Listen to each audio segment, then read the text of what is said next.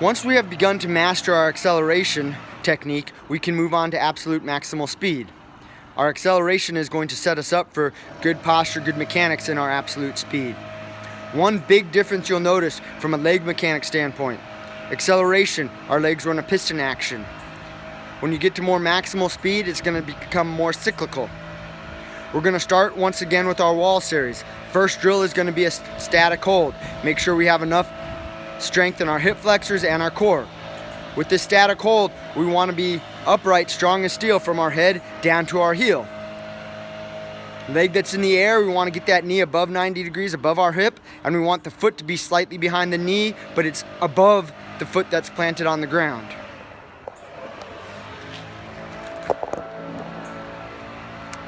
Here I am, about 2 feet away from the wall. This foot is planted, shoulder, heel, nice and strong, solid. This knee above my hip, toes are up, heel above this knee. I'm going to hold this for about 15 seconds.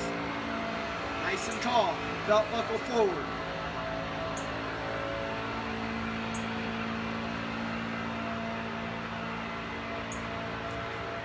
If I'm having problems holding that position, once again, probably need a little more hip flexor strength, maybe a little help with our hip extension, and definitely a little bit more core work. Not talking sit-ups, we're talking more of the plank type options. From there, the next thing we're going to do is we're going to teach our leg how to make contact with the ground and how to recover. We're going to do that same position, only difference, we're going to start in the bottom position where our foot's about to make contact with the ground. This leg's nice and straight, toe up, my heel is almost in line with my toe. On the opposite leg, my heel is almost in line with our toe. From here, we're going from heel to toe to heel, back up. While I'm doing this, I'm keeping everything from my shoulder down to this ankle, nice and straight, strong as steel again. So I'm here, toe up, back, up. Biggest mistake people make, from this position to this position, they start to lean forward. Your core needs to anchor your hip flexors and your hip extensors. Your core needs to serve as the base for your whole body. Use that core to stay nice and upright. So I'm here, heel right by my toe, moving it back, bringing it up, and recover. Here,